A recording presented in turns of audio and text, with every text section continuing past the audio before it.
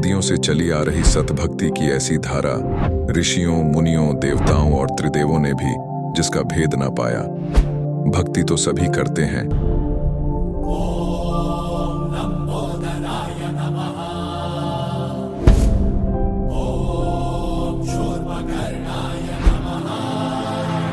और हरदम यह सोच रहती है कि रहने के लिए आलीशान घर हो, घूमने के लिए बड़े बड़े पार्क हो, खाने पीने के लिए स्वादिष्ट भोजन हो, हम कभी बीमार ना हो, कभी दुखी ना हो और कभी भी ना मरे।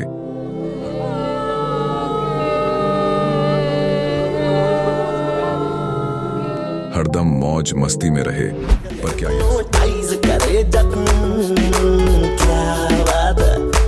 पर क्या यह संभव है? हम सब इतनी भक्ति करते हैं, व्रत करते हैं, श्राद्ध निकालते हैं, कावड़ लेकर आते हैं, बोले बोले, बोले, अरे बोले बोले, बोले। मंदिरों में जाकर मूर्ति पूजा करते हैं,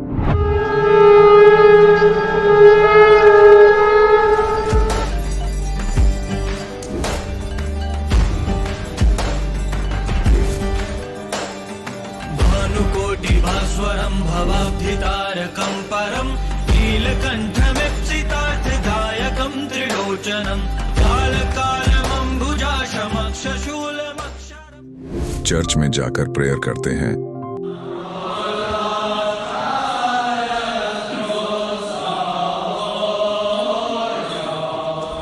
मस्जिद में जाकर नमाज अदा करते हैं,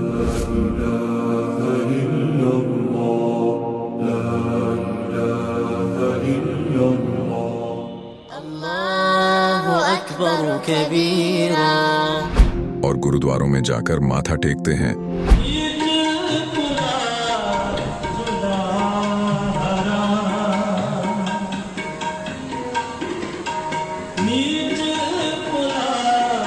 फिर भी दुखी क्यों है? लेकिन क्या आप जानते हैं वो कौन सी भक्ति है? वो भक्ति जिसने मीरा को जहर से बचा लिया, ध्रुव और प्रहलाद की रक्षा की, अंधे को आंखें और बहरे को कान दिए, कोढ़ी को काया दी, दुखियों को सुखी जीवन दिया, मरने वाले को जीवन दान दिया और लाइलाज बीमारियों को दूर किया। जब संत रामपाल जी महाराज जी से दीक्षा ले ली थी, उसके बाद जब उनका कुछ विद इन मंथ कैंसर में राहत मिली। जैसे हम लोग परमात्मा का आदेश आया, हम लोग हॉस्पिटल गए और ऑपरेशन कराया। भगत जी 1 रुपया का भी दवाई माता जी को खाना नहीं पड़ा, और जो डॉक्टर कैंसर है बताते थे, वही डॉक्टर के मुख से हमने ये सुना भगत जी कि ये चमत्कार कैसे हो गया। तो हॉस्पिटल में दिखाया तो कैंसर घोषित कर दिया डॉक्टर ने यहाँ। तो फिर इसके इलाज के लिए घूमे, इलाज भी नहीं हुआ, तो फिर घर पे थक के बैठ गए। कैंसर के लिए जिंदल हॉस्पिटल में रहा, उसके बाद सपड़ा हॉस्पिटल में रहा, उसके बाद जयपुर को दिखाया, उसमें कोई इलाज नहीं हुआ। संत रामपाल जी महाराज जी ने चरणामृत प्रसाद दिया और आशीर्वाद दिया और भक्ति ज्ञान दिया, और उसके बाद मैं तंदुरुस्त हूँ। हर दिन में अपना सब कुछ खाता हूँ, मुझे कोई समस्या नहीं। मेरे को बीमारी ये थी सर कि ब्लड ट्यूब में मेरे को एक प्रकार का पस आ गया था और इन्फेक्शन हो गया था। उस इन्फेक्शन को डॉक्टर लोग वो कह रहे थे कि इसमें आपको ऑपरेशन करना पड़ेगा। आश्रम पहुंचने में परमात्मा का नामदान लिया और जो उन्होंने मुझे उपदेश दिया, उस उपदेश देने के बाद उन्होंने आशीर्वाद दिया। आशीर्वाद देने के बाद तत्क्षण में मेरा ये रोग वहीं के वहीं दर्द बिल्कुल ठीक हो गया। भक्ति सभी करते हैं, लेकिन उपरोक्त लाभ सिर्फ सतभक्ति से ही प्राप्त होते हैं। आज भी सतभक्ति करने वाले हजारों लाखों लोगों को शास्त्र अनुसार भक्ति का अद्भुत अनुभव प्राप्त हो रहा है। आइए जानते हैं ऐसे ही लाखों श्रद्धालुओं में से एक सतभक्ति करने वाले इस श्रद्धालु का अनुभव। नमस्कार सर। सर साहिब जी। सर क्या नाम है आपका? डॉक्टर जोगेंद्र दास है जी। जोगेंद्र जी आप कहाँ से हैं? काशीपुर उत्तराखंड से जी। जोगेंद्र जी, संत रामपाल जी महाराज से नाम दीक्षा आपने कब ली? 2013 में सतगुरु रामपाल जी महाराज जी ने दया करी जी, उनके चरणों में जाके नाम दीक्षा ली जी। जोगेंद्र जी, क्या क्या भक्ति साधनाएं की हैं आपने, कृपया हमारे दर्शकों को बताएं। वैसे तो हम शुरू से ही धार्मिक प्रवृत्ति के थे। हमारे पिताजी भी काफ़ी संतों की संगति करते थे, कबीर पंथ से जुड़े हुए थे हम लोग। लेकिन कबीर परमात्मा को वो सतगुरु बताते थे, परमात्मा नहीं बताते थे। अभी सतगुरु रामपाल जी महाराज जी का ज्ञान सुनने से, सत्संग देखने से हमें पता लगा कि कबीर साहब जी पूर्ण परमात्मा, पूर्ण ब्रह्म है। और शारीरिक रोग था मेरे को, पहले से मैं काफ़ी बीमार रहता था। 10-15 साल से मेरे को शारीरिक रोग था।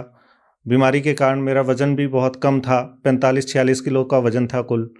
और सभी जगह मैं अपने रोग को लेके, निवारण के लेके धक्के खा चुका था। सभी जगह से दुखी हो चुका था। दुखों का पहाड़ टूटा हुआ था, ये मान लीजिए आप। सर फिर आप संत रामपाल जी महाराज जी की शरण में कैसे आए? सतगुरु रामपाल जी महाराज जी की शरण में हम टीवी के द्वारा सत्संग देखते थे। सतगुरु रामपाल जी महाराज जी का 4-5 साल तक हमने सत्संग देखा। जो भक्तों के उसमें जो संत रामपाल जी महाराज जी के शिष्य हैं, उनके इंटरव्यू आते थे कि हमें असाध्य रोगों से लाभ मिल गया। किसी की प्रेत बाधा थी, किसी को कैंसर था, किसी को अल्सर था। मेरे को भी अल्सर की परेशानी थी। और प्रेत बाधा क्या, मेरे को जब रात को मैं सोता था तो सांप काट जाता था। मेरे को रात को सोते हुए सांप काट जाता था। हर रोज ही मेरे साथ ऐसा होता था कि बहुत खतरनाक एक सांप आता था और मेरे को काट जाता था। मैं सो नहीं पाता था पूरी पूरी रात। और बहुत सारे लोगों के पास उपाय के लिए भी गया। हमारे यहाँ पे नज़दीक 10 किलोमीटर दूर काशीपुर में शेषनाग का मंदिर है। वहाँ पे किसी ने बताया कि वहाँ पे जाके चांदी का सांप चढ़ाने से ये तुम्हारे ऊपर जो दोष है सांप काटने का, ये खत्म हो जाएगा। तो मैंने वहाँ पे जो चांदी का सांप बनवा के, और उसको काफ़ी महंगा बना था, वो वहाँ पे चढ़ाया, लेकिन उससे कोई लाभ नहीं मिला मेरे को। और अन्य धर्म गुरुओं के पास भी उपाय के लिए मैं बहुत जगह गया हूँ। मौलवियों के पास भी गया हूँ, पंडितों के पास भी गया हूँ। और आर्थिक स्थिति इतनी ज़्यादा माड़ी थी उस समय कि उनके पास जाके मैंने 10% पे लेके भी जो उन्होंने उपाय बताए। किसी ने बताया कि लाल कपड़ा बांध के आप चौराहे पे डाल दो, किसी ने बताया कि आप हरी मिर्च डाल दो, लाल मिर्च डाल दो, किसी ने बताया कि आप चौराहे पे पानी 4 नलों का लेके डाल दो, वो डाला। सभी तरह के उपाय उनके द्वारा बताए हुए। इवन ये नकली धर्मगुरु जो थे, ये पंडित थे, इन्होंने मेरे को चौराहे के ऊपर भी नहला दिया रात को 12 बजे, तो भी मेरे को कोई राहत नहीं मिली इनके पास जाने से। और मथुरा में एक हरि चैतन्यपुरी जी हैं, उनके द्वारा बताई गई साधना, जो कृष्ण का जो मंत्र बताते हैं, वो उनके पास भी हम 15 दिन तक वहाँ पर शारीरिक लाभ को लेके रहे, लेकिन कोई लाभ उनसे मिला नहीं हमको। और कबीर साहब जी को हम पहले जो कबीर पंथ से 20 साल से जुड़े हुए थे, जलंधर में उनका डेरा है, जो अन्य परिवार हमारा उनसे जुड़ा हुआ था, हमारे दादा परदादा से। और वो कबीर साहब जी को पूर्ण गुरु नहीं बताते थे, वो सतगुरु बताते थे। उनको कबीर साहब जी के बारे में कोई ज्ञान नहीं था, लेकिन बस उनकी वाणी को पढ़ते थे वो। उनके पास कोई यथार्थ भक्ति, यथार्थ साधना नहीं थी। कबीर साहब जी के बारे में कुछ नहीं था। हमने फिर गुरुजी का सत्संग टीवी पे आता था, सत्संग देखते थे टीवी पे। तो सत्संग देख के हमें काफ़ी प्रेरणा हुई कि परमात्मा सोहम जाप से आगे कुछ बताते हैं, क्योंकि वो सिर्फ सोहम जाप ही बताते थे। और सोहम जाप से ऊपर भी कोई साधना है, इससे बढ़ के भी ऊपर कोई साधना है। जैसे गुरुजी 2 मंत्र का सतनाम जाप टीवी पे बताते हैं संत रामपाल जी महाराज जी। तो ये हुआ कि आगे का रास्ता, आगे का मार्ग भी वहाँ पे जाने से मिल सकता है। और शारीरिक रोग को लेके भी बहुत ज़्यादा परेशान थे। तो हमें एक उम्मीद जागी कि सतगुरु रामपाल जी महाराज जी ही ऐसे एक संत हैं जहाँ पे हमारी इस समस्या का निवारण हो सकता है। तो हम सतगुरु रामपाल जी महाराज जी से नाम लेने के लिए तैयार हुए। एक दोस्त को तैयार किया मैंने, ट्रेन से रिजर्वेशन कराया, और काल ने ऐसी परीक्षा ली हमारी वहाँ पे जाने के लिए। जब मैं दिल्ली पहुँचा तो दिल्ली जाके वहाँ पे बहुत सारे शारीरिक समस्या ऐसी काल ने डाल दी कि ऐसे लग रहा था कि अब मैं जा ही नहीं पाऊँगा आश्रम में। वहाँ पे जाके मेरे को लूज मोशन हो गए, उल्टी हो गई, और स्टेशन में ऐसे ही नीचे लेट गया। और दोस्त मेरा बोला कि अब हम घर वापस जाते हैं, या आपको किसी हॉस्पिटल में एडमिट करा देता हूँ। मैंने अपनी मिसेज को घर पे फ़ोन किया तो उसने ये कहा कि आप हमेशा तो दुखी रहते हो, सभी जगह जाके थक चुके हैं हम लोग, और आप ऐसा करो, जो होना है वो तो होना ही है, ये एक दिन मौत तो निश्चित आनी है, आपके हालात तो ऐसे हो रहे हैं, आप ऐसा करो, आप चले ही जाओ। तो मैंने अपने दोस्त से कहा, थोड़ी हिम्मत बंधी, मेरी मिसेज ने बांधी, तो हम लोग वहाँ पे फिर चले गए। मेरे दोस्त ने मेरे को उठा के, आप सच जानना कि दोस्त ने उठा के, ऐसे जैसे बेहोशी अवस्था में होता है, ऐसी अवस्था में दोस्त ने उठा के मेरे को ट्रेन के डिब्बे में डाल दिया। और मैं जाके वहाँ पे बरवाला उतर गया, और वहाँ पे सतगुरु रामपाल जी महाराज जी के आश्रम में पहुँचा। तो वहाँ पे पहुँचने के बाद मैंने भक्तों ने वहाँ पे देखा कि बहुत सारे मैंने गांडे तवीज़ पहने हुए थे हाथों में, और सारी उंगलियों में अंगूठी पहनी हुई थी। इन पंडितों ने जो अंगूठियाँ मेरे को महंगी महंगी पहनवाई थी कि शारीरिक लाभ मिलेगा इससे, तो कोई भी उनसे राहत तो मिली नहीं थी। उन्होंने कहा कि सदगुरु रामपाल जी महाराज जी से नाम दीक्षा लेने के लिए आपको ये सारे आडंबर शरीर के में जो आपने बांध रखे हैं गांडे तवीज़ और ये अंगूठियाँ सब उतारनी होंगी। तो मैंने सब, उससे राहत तो थी नहीं, मैंने सब उतार के वहाँ पे फेंक दी और सदगुरु रामपाल जी महाराज जी से जाके नाम दीक्षा ले ली। जोगिंदर जी, संत रामपाल जी महाराज से नाम दीक्षा लेने के बाद क्या आपको कोई लाभ भी मिले? लाभ तो भगत जी बहुत सारे सर जी मिले मेरे को। संत रामपाल जी महाराज जी ने ऐसी दया करी कि जो मेरे असाध्य रोग थे, जो इतने लंबे समय से मेरे को, मैंने बताया आपको कि सांप काट जाता था, वो सतगुरु रामपाल जी महाराज जी ने ऐसी दया करी नाम लेने के बाद कि वो सांप काटना बंद हो गया। और जो अल्सर्स की बीमारी थी, डॉक्टरों के पास कोई उसका इलाज नहीं था, वो अल्सर्स की बीमारी भी मेरी ठीक हो गई। खाना नहीं पचता था, बार बार लूज मोशन जाना पड़ता था, रात को 12 बजे भी उठ के मेरे ऐसी स्थिति बन जाती थी कि मेरे को एडमिट होना पड़ता था। हमारे सारे घर के लोग हमेशा चिंतित रहते थे, हमारे पिताजी बहुत ज़्यादा चिंतित रहते थे इस बात को लेके।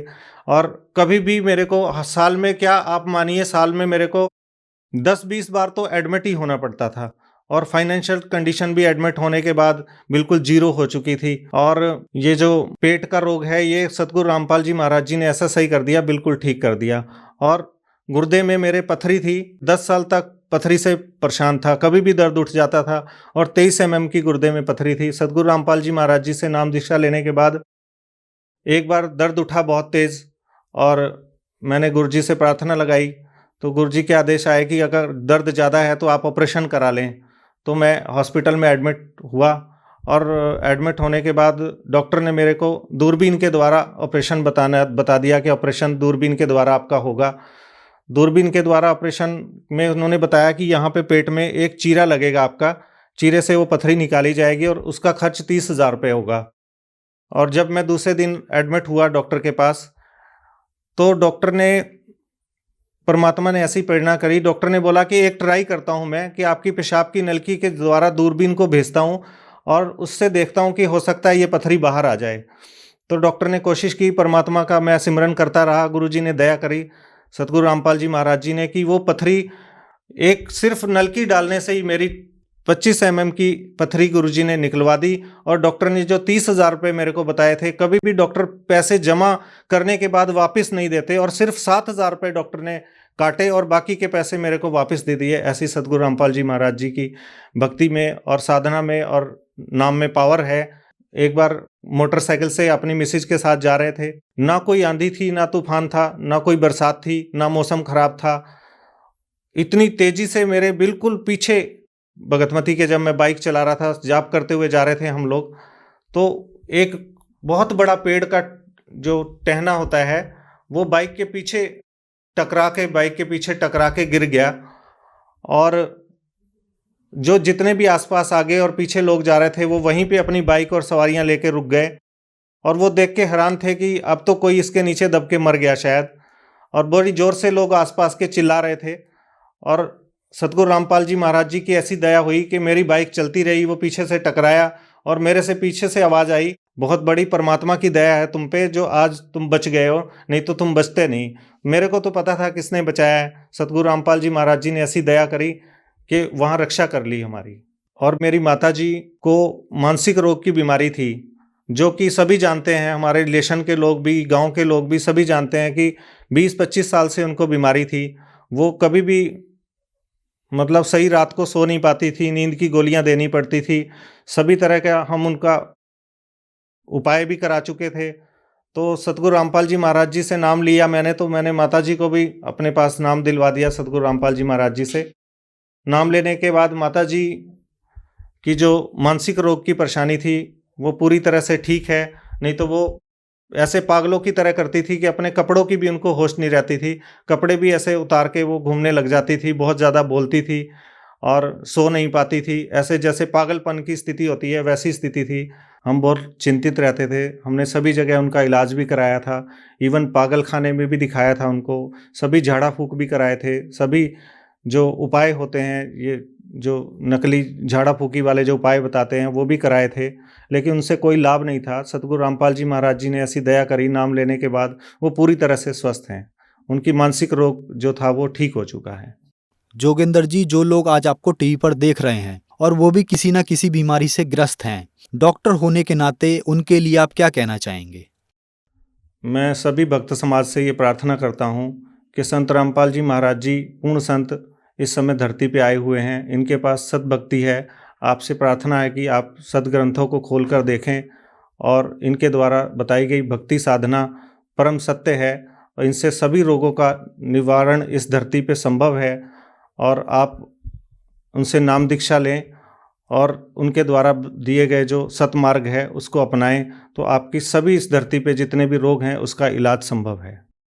जोगिंदर जी, देखने में आ रहा है कि आज की युवा पीढ़ी नास्तिकता की ओर बढ़ रही है, लेकिन कुछ लोग ऐसे भी हैं जो भगवान में विश्वास करते हैं। जो लोग नास्तिकता की ओर जा रहे हैं उनके लिए आप क्या कहना चाहेंगे? जो हमारी मीडिया है और उसका इसमें बहुत ज़्यादा योगदान है। मीडिया में अभी सदग्रंथों के बारे में कुछ नहीं बताया जाता।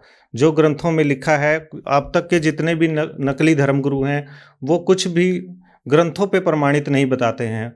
वो सब आडंबर करते हैं और झूठी कहानियाँ बनाकर एक पब्लिक को मनोरंजन का एक उन्होंने अपना स्थान बना रखा है। ऐसा मनोरंजन का एक केंद्र बना रखे हैं इन लोगों ने। और संत रामपाल जी महाराज जी जो भक्ति देते हैं, जो साधना देते हैं, वो शास्त्र अनुकूल है, शास्त्रों से प्रमाणित है। और मैं भक्त समाज को सभी को ये बताना चाहता हूँ कि इसमें कोई आडंबर किसी तरह का नहीं है। और आज की जो साइंस है वो साइंस सब इसकी भक्ति के आगे फेल है। जो हमारी युवा पीढ़ी आज नास्तिकता की ओर जा रही है, उनको कोई सद्भक्ति मिली नहीं, इसलिए कोई आध्यात्मिक लाभ उनको मिला नहीं। ना उनके रोगों का निवारण हुआ, ना उनको कोई आध्यात्मिक लाभ मिला, ना उनके पास कोई मोक्ष का मार्ग है अन्य धर्म गुरुओं के पास। तो इसलिए वो नास्तिकता की ओर चली गई। उनको लगता है कि इस धरती पे कोई भगवान नहीं है जो हमें लाभ दे सके या हमारे दुखों का निवारण कर सके। सतगुरु रामपाल जी महाराज जी शास्त्र अनुकूल भक्ति बताते हैं। इसके द्वारा अगर वो ज्ञान को समझेंगे और सदग्रंथों के प्रमाण को देखेंगे, उनके गुरुजी के सत्संगों को देखेंगे, तो उनको खुद ही ये पता लग जाएगा कि परमात्मा की पावर ऐसी है जिससे सभी रोगों का निवारण हो सकता है। और परमात्मा की पावर ऐसी है जो हमें सतमार्ग और मोक्ष का मार्ग दिलवा सकती है। जोगिंदर जी, संत रामपाल जी महाराज से नाम दीक्षा कैसे ली जा सकती है? विभिन्न चैनलों पर सतगुरु रामपाल जी महाराज जी का सत्संग आता है और वहाँ पे एक पट्टी चलती है सत्संग में।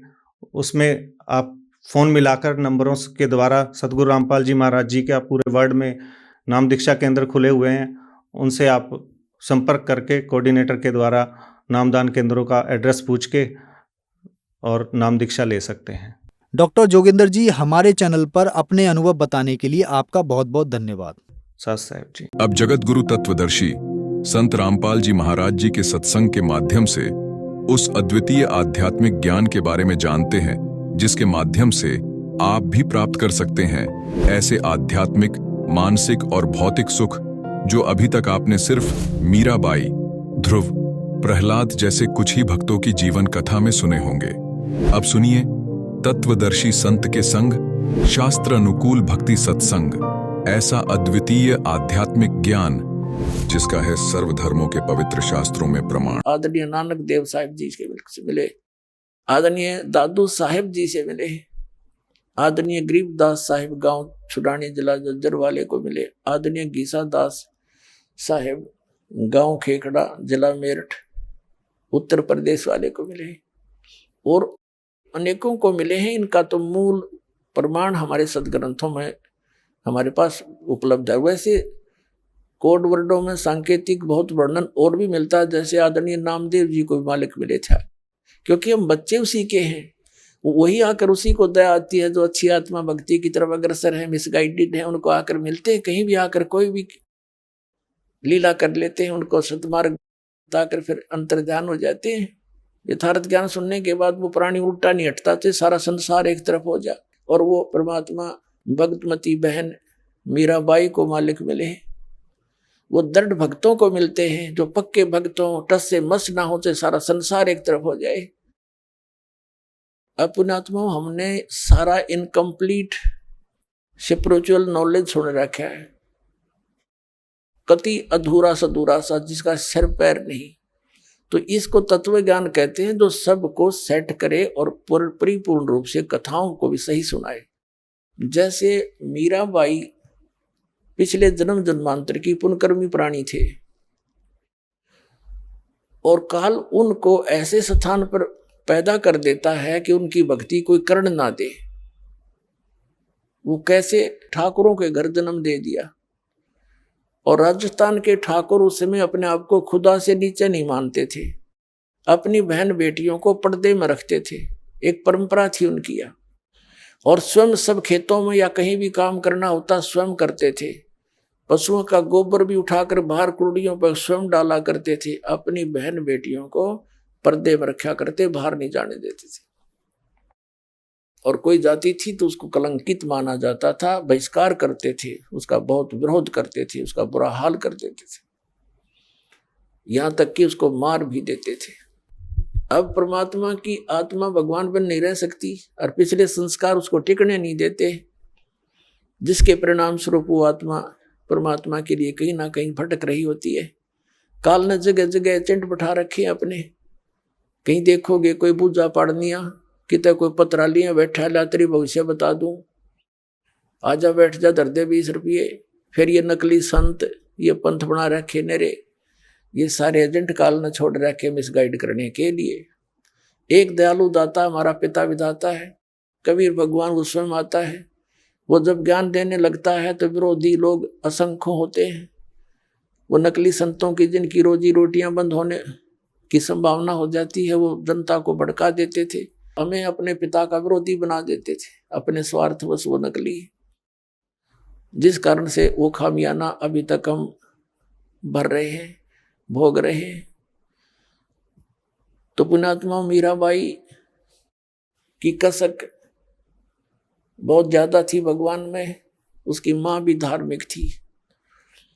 माता से उसने पता चला, श्री कृष्ण जी की मूर्ति बना करके वो उसके गुणों से परिचित होकर के भगवान श्री कृष्ण को अपना इष्ट रूप में मानकर पूजा करने लगी।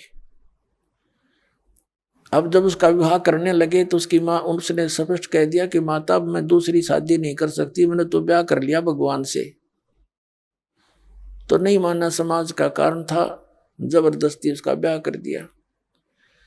एक बहुत अच्छे नेक व्यक्ति से विवाह, एक बहुत अच्छे नेक व्यक्ति से हुआ, और वो विवाह के 4 वर्ष के बाद उसके पति की मृत्यु होगी, मीराबाई के पति की। लेकिन उसने मीराबाई की प्रार्थना पर इतनी सुविधा दे दी थी कि मंदिर में जाने अलाउड कर दिया था।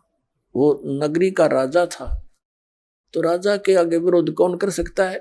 उसके साथ में 2-3 नौकरानियां बहनें चली जाती थी, तो जिससे तो दूसरे ठाकुर लोग भी नहीं बोल सके, भी अकेली नहीं जाती है, 4-5 जाते हैं इसके साथ।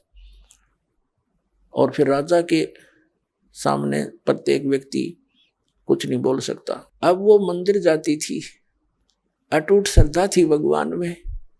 अब परमात्मा कहते हैं, सौ छल छिद्र मैं करूं अपने जन के काज, 100 छल छिद्र मैं करूं। अब क्या हुआ, दयालु है परमात्मा, सतगुरु आए दया करी, ऐसे दीन दयाल है ये हमारे परमात्मा। सतगुरु आते हैं ऐसे दीन दयाल हैं, अपनी आत्माओं को अपना रास्ता आप ही बताते हैं। एक दिन परमात्मा कबीर जी के शिष्य हो गए थे, रविदास जी और भी कई शिष्य हो गए थे, लेकिन रविदास जी उनके बहुत निकट रहते थे और वो चमार जाति से थे। आज से 600 वर्ष पहले ये छुआछूत चरम सीमा पर था, और ये जो शेड्यूल कास्ट के जो व्यक्ति होते थे, अनुसूचित जाति यानी चमार हुए, जुलाहे हुए, इनसे अन्य विशेष कर सर्वण जाति बहुत इनको हे समझती थी, इनके निकट नहीं मान जाते थे। तो मीराबाई, जिस रास्ते से मीराबाई जाती थी मंदिर में, उसी रास्ते में बीच में एक गरीब की झोपड़ी थी, आगे उसके साथ ही एक लंबा वैसे वन था, वृक्ष थे, खुला मैदान था। वहां परमात्मा कबीर जी और रविदास जी दोनों संत रूप में वहां सत्संग करने लग गए। अब मीराबाई जा रही थी मंदिर में, और जब देखा जाते समय कि कोई साधु संत आए हैं, लोग इकट्ठे हो रहे हैं, वापस आई, घंटा 2 घंटा मंदिर में अपनी करके पूजा अर्चना, तो वापस देखा तो वहां सत्संग शुरू हो रहा था। मीराबाई और सखियों ने सबने मिलकर सोचा चलो 2 वचन सुनते हैं, भगवान की चर्चा हो रही है। वो बैठ की जाके, परमात्मा तो आए इसीलिए थे, उस अपनी आत्मा को कहते हैं गोता मारूं स्वर्ग में जा बैठूं पाताल, कह कबीर ढूंढता फिर अपने हीरे मोती लाल। जैसे परमात्मा ने सबको ऐसे ही खोजा, तो मीराबाई सत्संग सुनने लगी। परमात्मा ने सत्संग वही किया जो राम और कृष्ण के बारे में वो किया करते थे। गुण तीनों की भक्ति में ये भूल पड़ो संसारे, कह कबीर निज नाम बिना कैसे उतरो पारे। 3 देव की जो करते भक्ति, इनकी कदे ना होवे मुक्ति। सारी कथा कहानी सुनाई भगवान ने, ब्रह्मा विष्णु महेश नासवान है, इनसे ऊपर कोई और परम शक्ति है, अपने को छुपा कर दाता बताया करते थे। मीराबाई को शौक लगा जैसे बिजली का झटका लगा करे, क्योंकि वो श्री कृष्ण की पुजारण थी, श्री विष्णु की पुजारण थी। पहली बार तो पुण्यात्माओं सबके साथ ऐसी घटना घटी। दास को भी ऐसा झटका लगा था, जब क्योंकि दास श्री कृष्ण और विष्णु का कट्टर पुजारी था, हनुमान जी के व्रत रखता था। श्याम जी हमारे दादा लाई होया करे पूरी साधली पूजा, वो भी करता था। तो पहली बार दास को भी बड़ा दुख हुआ था, लेकिन सहन करके फिर आगे जानने की चेष्टा की तो हृदय के पट खुल गए, स्पष्ट दिखाई देता है। पहले मोतियाबिंद था, हमारा ऑपरेशन हो गया, अब हृदय वाली आंखें काम करने लगेगी। अब मीराबाई को बड़ा दुख हुआ सत्संग के बाद, कहने लगी महाराज जी आप क्या बात कह रहे हो, क्योंकि पुण्यात्मा कोई भी जो प्रसन्न भी करते हैं वो सभ्य तरीके से करते हैं। कहने लगी महाराज जी हमने तो कभी ये बात सुनी नहीं, आप जो बता रहे हो।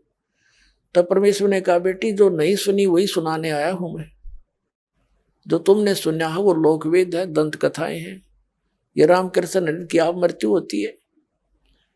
तो प्रश्न किया उस देवी ने कि भगवान आप कैसे कह रहे हो। भगवान श्री कृष्ण जी ने मोर ध्वज राजा के पुत्र ताम्र ध्वज को आरे से चिरवा कर जीवित कर दिया, आप कैसे कह रहे हो कि वो कुछ नहीं कर सकते। परमात्मा ने कहा बेटा मैं ये नहीं कह रहा कुछ नहीं कर सकते, पर ये तुम्हें मुक्ति नहीं दे सकते। फिर इनकी सामर्थ्य देख लो। मोर ध्वज राजा का लड़का तो श्री कृष्ण ने जाके जीवित कर दिया, क्योंकि उसके सांस शेष थे, उसकी आयु शेष थी, इतना ये कर सकते हैं। ये तो एक जादूगर कर देता है, छोटे मोटे साधु संत कर देते हैं। लेकिन श्री कृष्ण जी जब कहाँ गई थी उनका वो सामर्थ्य, जब उनका सगा भांजा अभिमन्यु महाभारत के युद्ध में चक्रव्यूह में मारा गया था। सुभद्रा का पुत्र जो श्री कृष्ण की बहन थी सुभद्रा, श्री कृष्ण रो रहा था, 500 पांडव रो रहे थे, उनका कुल नाश हो रहा था, तो क्यों नहीं जीवित किया श्री कृष्ण जी ने अभिमन्यु को। अब सुन होगी। फिर पूछा उसने जी कारण क्या था, कि बेटी अभिमन्यु का प्रारब्ध इतना था, उसकी आयु शेष नहीं थी, और ताम्रध्वज की आयु शेष थी। उसने जाके दिखा दिया ड्रामा। तो सेम गिवा एकदम, क्योंकि मालिक के जो ज्ञान है ये सटीक उदाहरण है। वह घर चली गई तो कहने लगी जी, फिर उसने कहा परमात्मा से, फिर दूसरा प्रश्न किया कि मुझे भगवान कृष्ण साक्षात दर्शन देते हैं, मैं उनसे बातें भी करती हूं। परमात्मा ने कहा बेटी तू अपने कृष्ण जी तो पूछ लिए, ये देवता है, ये झूठ नहीं बोला करते, सच्ची बताओगे तेरे को। अब उसने तो रात में नींद आई नहीं, बहुत कसक होगी, तो उनको जैसा भी वो समय कभी प्रकट हुए, श्री कृष्ण जी से पूछा भगवान आप तो सतोगुण भगवान हैं, आप तो झूठ बोला ही नहीं करते। मैंने ऐसे ऐसे संतों का सत्संग सुना है, मेरे बात जची नहीं उनकी, क्या आपसे भी कोई ऊपर शक्ति है? तो श्री कृष्ण जी ने कहा, मीरा वो शक्ति है, लेकिन वो हमने भी ना मिली, उसकी ट्राई करने की कोई यूज नहीं, हमने खूब सिर पटक लिया, वो देख उसका कोई अता पता नहीं लगता। अब वो उसको तो बड़ा झटका लगा कि वो संत कहते हैं हम उनको दिखा दें और उसका नाम दें, उसकी प्राप्ति करा दें। श्री कृष्ण जी ने इतना मान लिया कि वो है अवश्य। तो वह रात को नींद नहीं आया उस बेटी को। अगले दिन फिर पहुंच गई सत्संग में, वहीं बैठ गई। फिर सारी 2-3 दिन लगातार मालिक सत्संग करते रहे। फिर क्या हुआ, मीराबाई को प्रेरणा हुई कि भगवान मुझे उपदेश दे दो। परमात्मा ने कहा, बेटा पहला काम है इस भक्ति मार्ग का प्रथम कदम गुरु होना चाहिए, सतगुरु हो, सच्चा ज्ञान वाला हो। तो मीराबाई ने कहा, भगवान दीक्षा दे दो। अब परमात्मा ये देखना चाहते थे, यह ठाकुरों की लड़की, इसमें भगवान की कितनी चाह है। ये परमात्मा को प्रमुख मानती है या समाज को, लोक लाज को। परमात्मा ने पता था कि वो दीक्षा मांगेगी।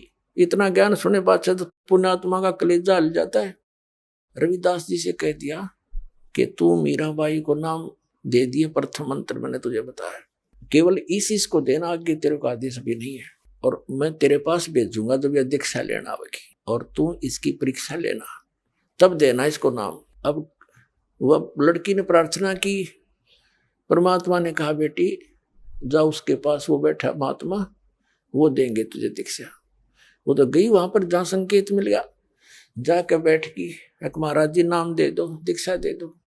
रविदास जी कहने लगा, बेटी बहन मैं हूं चमार जाति का और तू है ठाकरा की बेटी।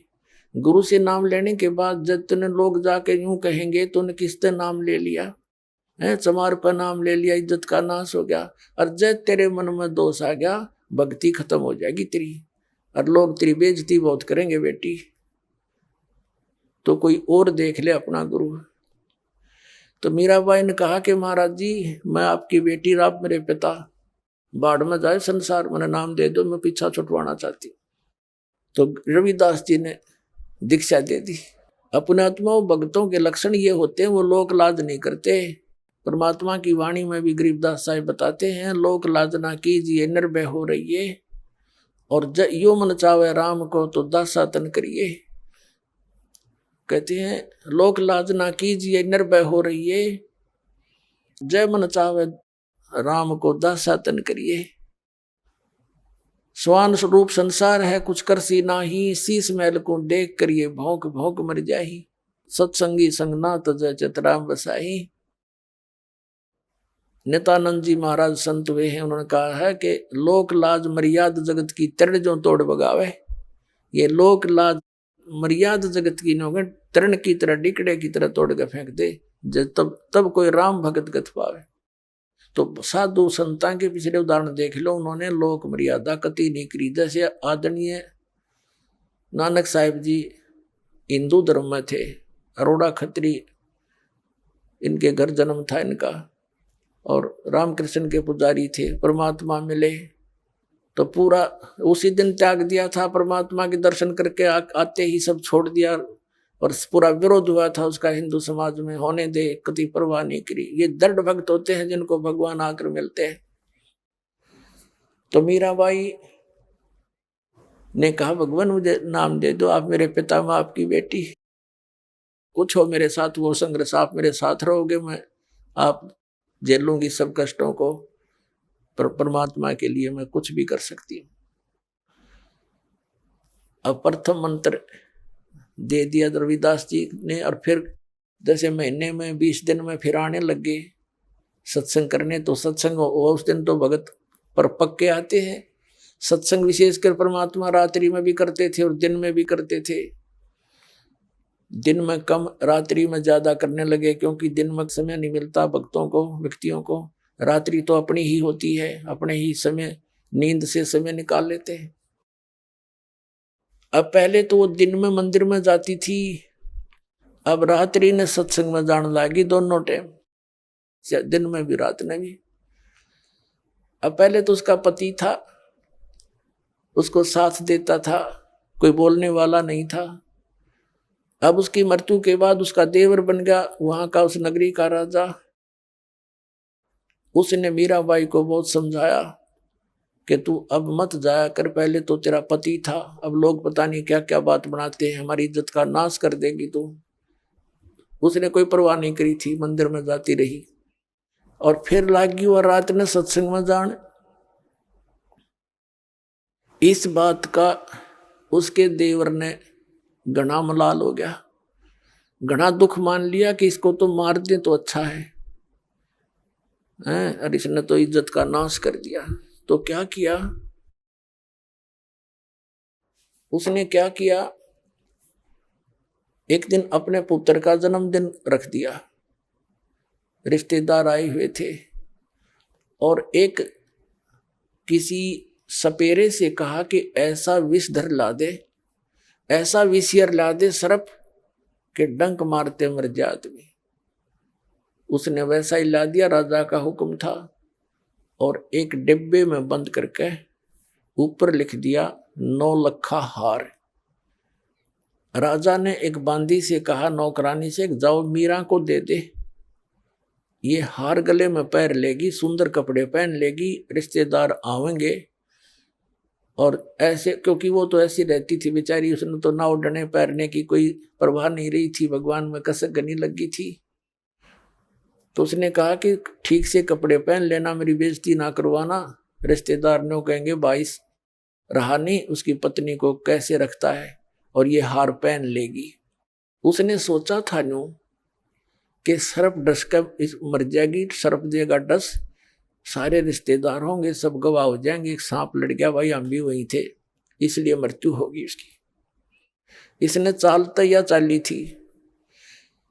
अब वो नौकरानी ने जाकर दे दिया कि ले मीरा भाई, राजा ने बताया है इसमें एक हार है बहुत कीमती, इसको पहन लेना, और सुंदर कपड़े पहन ले, आज उनका लड़के का जन्मदिन है, दूर दूर के रिश्तेदार आए हुए।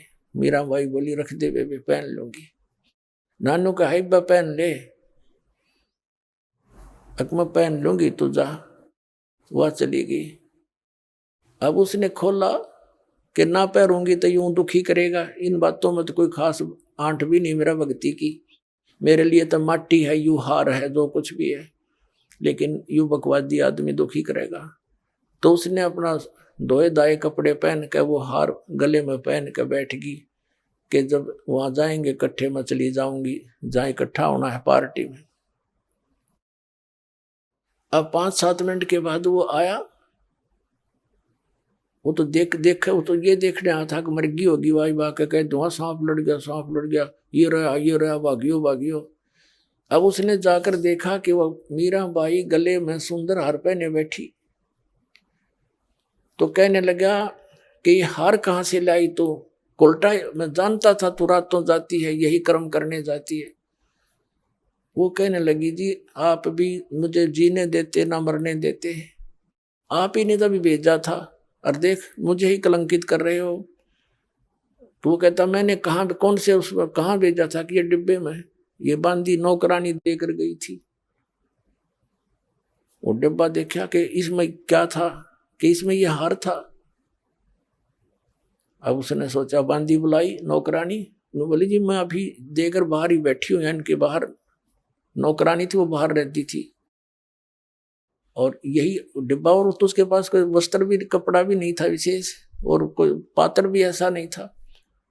अब उसने सोचा भाई बड़ी, उसने सोचा सपेरा जादू कर गया मेरी खातिर, वह ना जच्ची उसका, कोई और जादू जंत्र का दे गया होगा। तो जब तो वह बच गई। एक दिन उसने क्या किया, तो विष मंगवाया, विष डालकर एक प्याले से, उन्हें सोचा या मरती नहीं, मानती नहीं, इसने इज्जत का नाश कर दिया, जिसको जहर से मार देते हैं। उसको कहा, साथ गया तलवार लेकर कि ये जहर पी ले, ये विष है इसके अंदर, या तो इसको पी लेना, तेरी गर्दन काटूंगा। तलवार लेकर खड़ा हो गया। मीराबाई ने सोचा मारना तो इसने है ही, तलवार से तो दर्द होगा, विष पे लेती हूँ, आराम से मर जाऊंगी। करके मालिक को याद, और विष पेगी सारा। और वो देखा खड़ा खड़ा नो का नो चेहरा, आध घंटे तक बाट देखी दुश्मन ने, वो मरी नहीं, वापस आ गया या वासा होकर। तो परमात्मा कहते हैं मीराबाई को मारन लागे जहर का प्याला प्यारे, पीवत ही अमृत हो लाग्या, हो गया सर्द ही यारे। मन तू पावेगा अपना किया रे, भोगेगा अपना किया रे। भक्ति के अंदर ऐसी शक्ति है पुण्यात्माओं, विश्वास करना इस मालिक पर। ये कथाएं सुना करते थे हम, कथा नहीं थी, ये सच्ची बातें हैं। कहा तो विष ने मारना था, कहते हैं पीवत ही अमृत हो गया और हो गया सर्द ही यारे।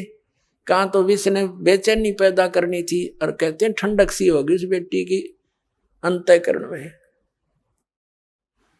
अब उसने सोचा भाई ना तो या मारे तो मरती उसके देवर ने, अब इसका के इलाज करो, इसने तो हमारा बट्ठा बैठा दिया इज्जत का। उसने उसकी माँ बुला ली, मीराबाई की उससे कहा कि मौसी तू समझा दे इसने। और माँ की बात बेटी मान लिया करती है। तो माँ ने बहुत समझाया, बेटी देख इधर उधर जाती है, हमारी तकरार होती है, तो अपनी भक्ति यहाँ कर ले।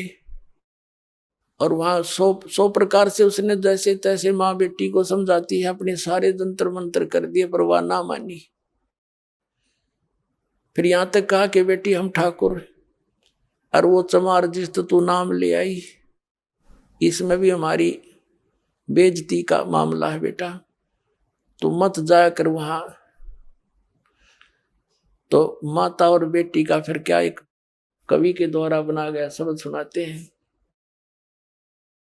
सत्संग में जाना मीरा छोड़ दे, सत्संग में जाना मीरा, आए मारी लोग करें तकरार, सत्संग में जाना मीरा छोड़ दे। आए मारी लोग करें तकरार, सत्संग में जाना मीरा छोड़ दे। सत्संग में जाना मीरा छोड़ दे, हाय मारी लोग करें तकरार, सत्संग में जाना मीरा छोड़ दे।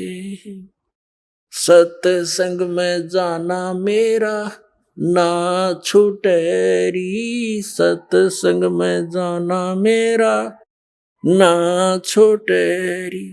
हारी चाहे जड़ के मरो संसार, सत्संग में जाना मेरा। हारी चाहे जल के मरो संसार, सत्संग में जाना मेरा। थारे सत्संग के राह में है, थारे सत्संग के राह में है। आए वहाँ पर रहते हैं काले नाग, कोई कोई नाग तन डस लेवे। आए वहाँ पर रहते हैं काले नाग, कोई कोई नाग तन डस लेवे। जब गुरु जी की मेरे फेरी, जब गुरुओं की मेरे फेरी। हारी व तो सर पे गंडे वे बड़े जाव, सत्संग में जाना मेरा ना छूटेरी। हारी व तो सर पे गंडे वे बड़े जाव, सत्संग में जाना मेरा। सत्संग में जाना मीरा छोड़ दे, सत्संग में जाना मीरा छोड़ दे। आए मारी लोग करें तकरार, सत्संग में जाना मीरा छोड़ दे। सत्संग में जाना मेरा ना छूटे री, सत्संग में जाना मेरा ना छूटे री। हारी चाहे जड़ के मरो सन सारे, सत्संग में जाना मेरा। थारे सत्संग के राह में है, वह माता डराना चाहती है बेटी को। तुम्हारे सत्संग के राह में आए वहाँ पर रहते हैं बब्बर शेर, कोई कोई शेर तन खा लवे, कोई कोई शेर तन खा लवे। जब गुरु जी की मेहर होवेरी, जब सतगुरु जी की मेरे होवेरी। आरी वो तो शेरों के गिदड़ बने जावे, सत्संग में जाना मेरा ना छुटेरी। हारी वो तो शेरों के गिदड़ बने जावे, सत्संग में जाना मेरा ना छुटेरी। थारे सत्संग के बीच में है, थारे सत्संग के बीच में आए वहाँ पर रहते हैं साधु संत, कोई कोई संत तन ले रमे। आए वहाँ पर रहते हैं साधु संत, कोई कोई संत तन ले रमे। तेरे री मन में माता पाप है री, तेरे री मन में माता पाप है री। वो संत मेरे माँ बाप है री, वो संत मेरे माँ बाप है री। हारी वह तो कर देंगे बेड़ा पार, सत्संग में जाना मेरा ना छूटे री। हारी वे तो कर देंगे बेड़ा पार, सत्संग में जाना मेरा ना छूटे री। अभी आपने सुने जगत गुरु तत्वदर्शी संत रामपाल जी महाराज के मंगलमय सत्संग प्रवचन। आइए अब सुनते हैं उन भक्तों के अनुभव जिन्होंने संत रामपाल जी महाराज के प्रमाणित ज्ञान से प्रभावित होकर नाम दीक्षा लेकर अनेकों लाभ प्राप्त किए। नमस्कार सर। नमस्कार सर जी। सर क्या नाम है आपका?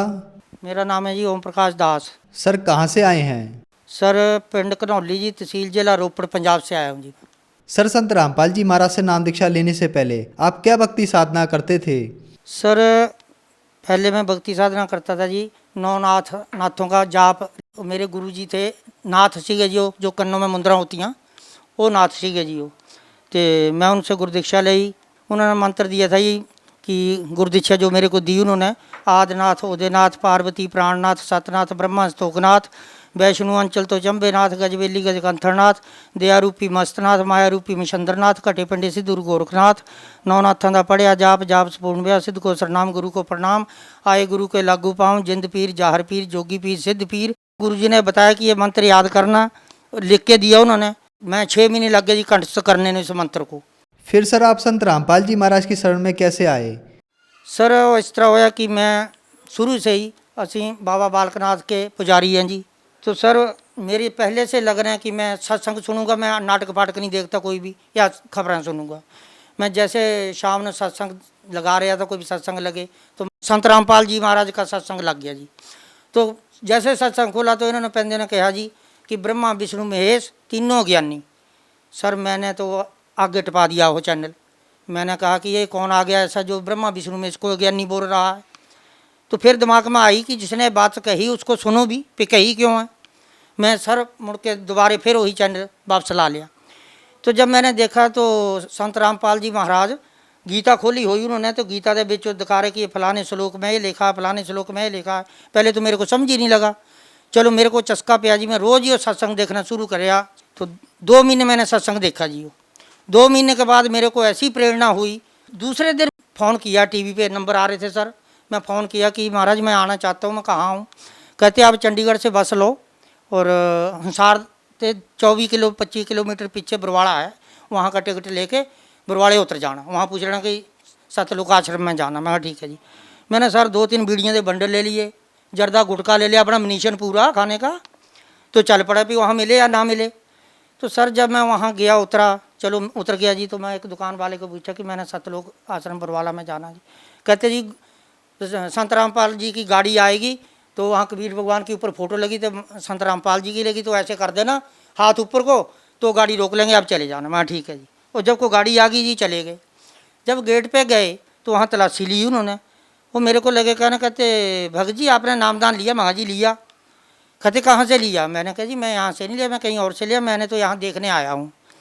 कहते भगत जी ये क्या आपने डाल रखा है? मैंने जी ये तो बीड़ी सिगरेट अपना मनीशन जो मैं खाता पीता हूँ।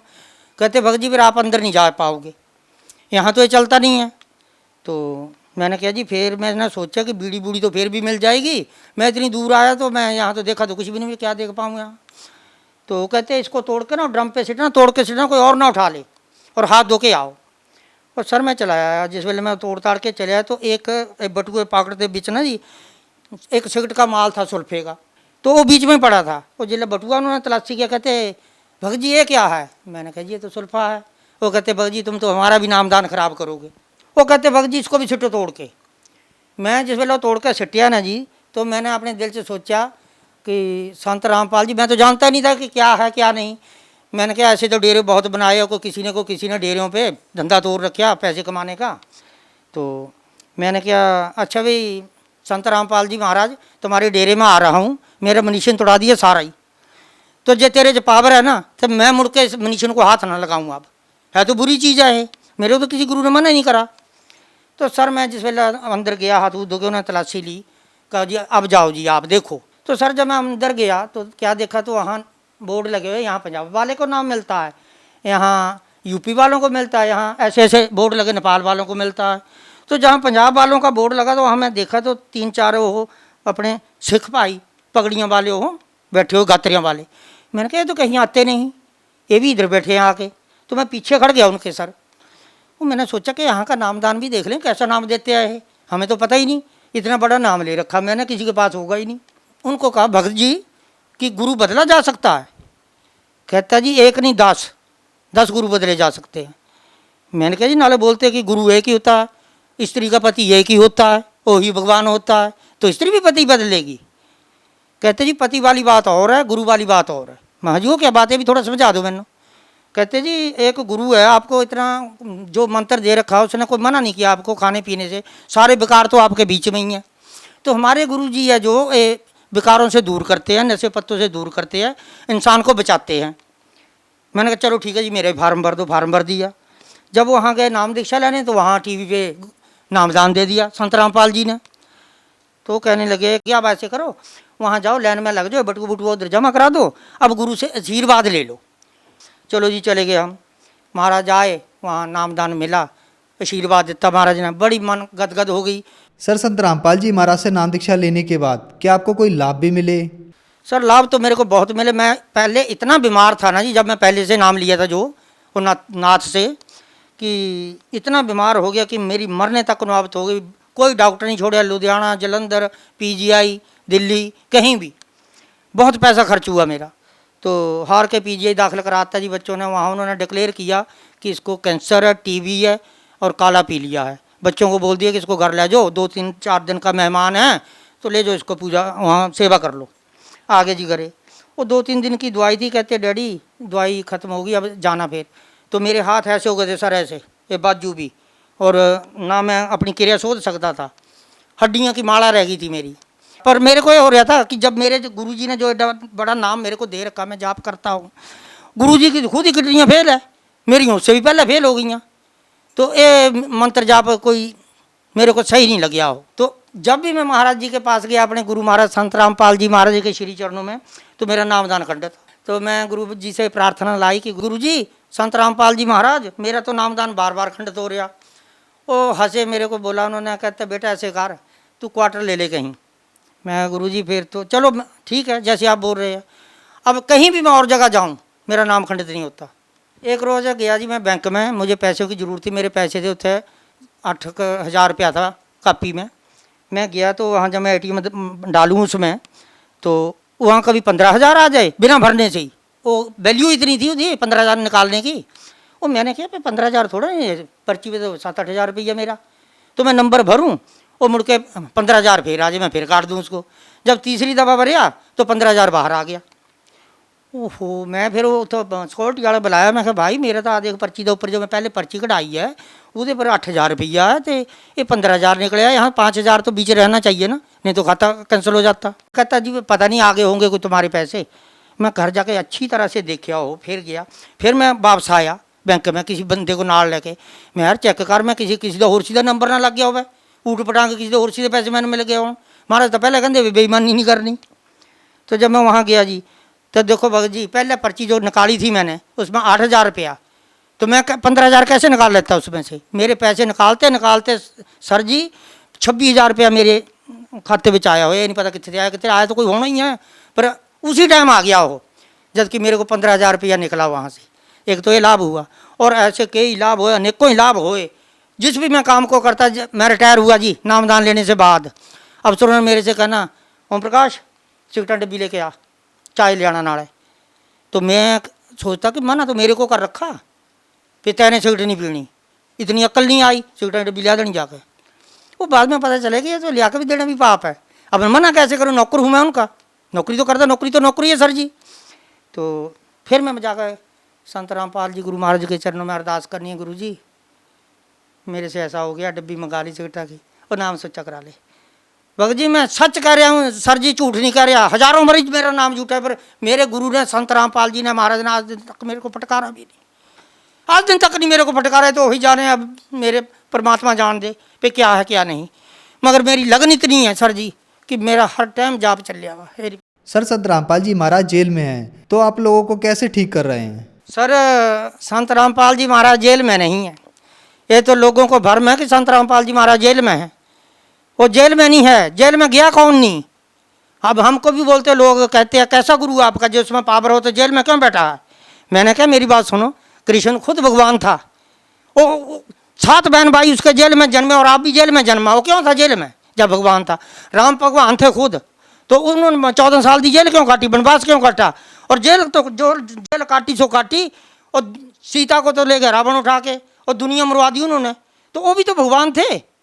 ये तो चलो साढ़े तो गुरु जी है, तो गुरु जी कहते गुरु महाराज है, साढ़े महाराज, थोड़े तो महाराज नहीं, तुम तो उल्ट पुलट बोलते हैं। लोग पता कहीं क्या बोलते हैं जी कि आपका गुरु है ना जी, जो वो कढ़ाई में खड़ा होता है और दूध से नहलाते हैं, उसकी खीर बना के वो तुमको खिलाते हैं। मैं कहा आप भी खा के देखो, पैसे कितने लेते हैं गुरु जी तुम्हारे। हमारे रिश्तेदार बोलते हैं मैं कहा भाई तुमने लेना तो पैसे, चलो मैं दुआ देता, बिना पैसे दिला देता तुमको नाम। तो ये तो सारे बदनाम करने की बात है सर जी। हमारे गुरुजी वर्गा तो कोई गुरु नहीं, आज दिन तक पैसा तो पैसा, वहाँ जाओ खाना फ्री, बैठना फ्री, सोना फ्री, नहाना धोना फ्री। मैं कहता ऐसा तो कहीं देखा ही नहीं मैंने धरती के ऊपर जैसा वहाँ देखा मैंने। सर जो श्रद्धालु आज आपको देख रहे हैं, आप उन्हें क्या संदेश देना चाहेंगे? सर संदेश तो मैं नहीं दूंगा, प्रार्थना करूंगा भक्त भाइयों से कि मेरे भक्त भाइयों, इस धरती के ऊपर सच्चा ज्ञान और सच्चा नाम जो बड़े बड़े ऋषि मुनियों ने भी जपया, गुरु नानक देव जी ने भी जपया, मगर ऐसा ज्ञान किसी के पास नहीं है, किसी भी संत के पास नहीं है।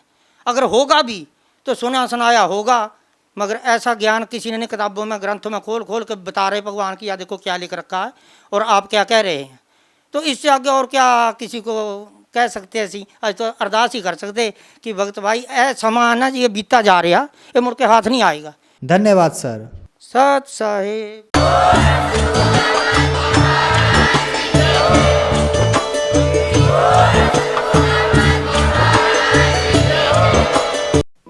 आप सुन रहे थे जगत गुरु तत्वदर्शी संत रामपाल जी महाराज के मंगल प्रवचन। अधिक जानकारी के लिए संपर्क करें।